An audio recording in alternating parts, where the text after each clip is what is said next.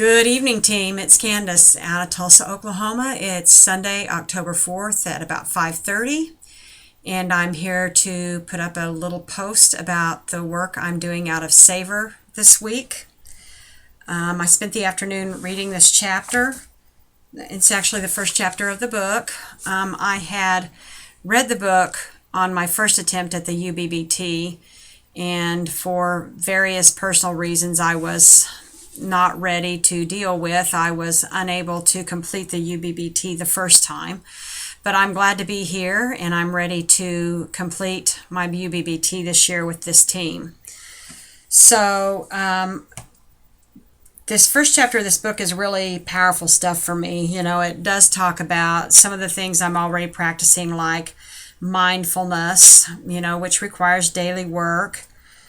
Some of these things in here, like not repressing feelings of anger, talks about how the Buddha taught us that difficult feelings are like a mother cradling a crying baby, that we should embrace our negative emotions and the turmoil in our lives, because by embracing these things, we can be prevented from being swept away by the storm of our emotions, and we can calm ourselves. And that's an important practice for me because I binge eat.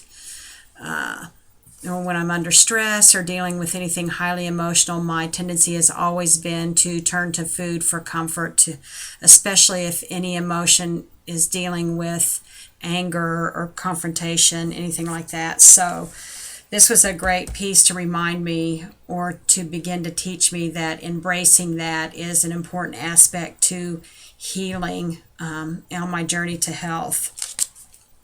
This chapter deals with the Four Noble Truths of weight loss. And the first noble truth is being overweight or obese is suffering, which is true. It is. I know from experience. And this talks about a lot of the diseases that accompany being overweight or obese: cardiac disease, gallbladder disease, arthritis, diabetes. The list is pretty extensive. I have been fortunate in that during the later adult years where I've been significantly overweight, that I haven't dealt with a lot of significant weight or health issues.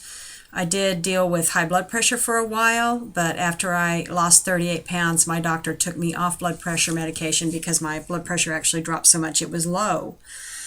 So I've had my mammogram and my colonoscopy as well this year, and I am healthy as a horse. I have some moderate arthritis in my hip and back, and some of that is due to weight, but some of it is also due to the fact that I've had a couple of significant traumas to my hip and back. The second noble truth talks about identifying the roots of your weight problem, and that deals with genetics, how you eat, what you eat, your physical activity, getting enough sleep. And these are all things that over the course of since May that I've looked at and evaluated for myself so that I can have a better understanding of the root of that problem. The third noble truth is the one that really struck me today. It's talking about reaching a healthy weight is possible, which is something that I had never really considered.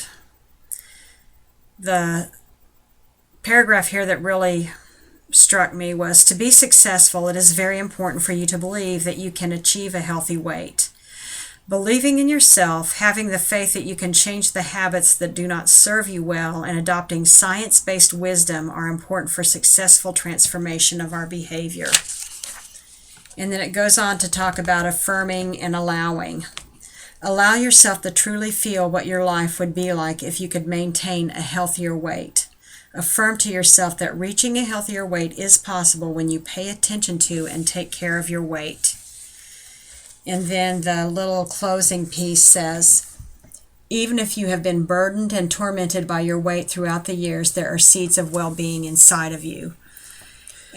There's just a real power and freedom in those last few sentences for me. I had never really thought too much about what my life could be like at a healthy weight. I think the last time I was really around 125 or 130 was in my early 20s.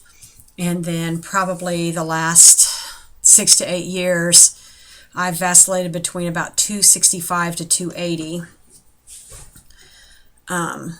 So it's been a long time since I've even considered that or lived in that manner.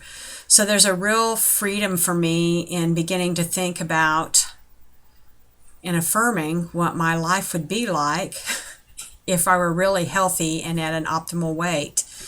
You know, what does that look like for me? What does it look like for me as a martial artist, as a yogini, as a woman's self-defense instructor, you know, or just in general, moving through my life, you know, pain-free,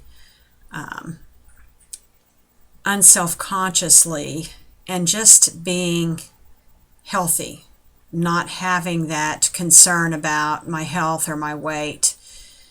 There's a lot of freedom in thinking about that and a lot of motivation in thinking about that. There's an amazing sense of empowerment that I feel when I read this line. Even if you have been burdened and tormented by your weight throughout the years, there are seeds of well-being inside of you. I had never really considered myself that kind of person these last few years. I had always thought that, well, you know, I'm always going to be fat, I'm always going to be out of shape. And because of the social stigma that goes with that, as well as the constant body shaming that comes with that in our culture, I just kind of, I guess, gave up. I gave up on myself. But I have definitely moved past that, and I'm looking forward to watering those seeds of well-being within me. I'm looking forward to achieving optimal health, and again, that's what this is about for me. You know, I focus so much of my life on, I just lose weight. If I lose weight, I'll be this. If I lose weight, I'll be that. If, lose. For me, it is about health. It's about optimal health, which means that optimal weight is a consequence. So I look forward to sharing my journey with you, and I look forward to checking in, being down a little every week. I'm going to put up my mission statement to health and wellness. It's suggested in the chapter that you have that. So I went ahead and wrote one up. It's real short. I'm going to post it here with the video. And I look forward to this journey with you. And I look forward to any input that you have. And I will see you soon. Have a great evening.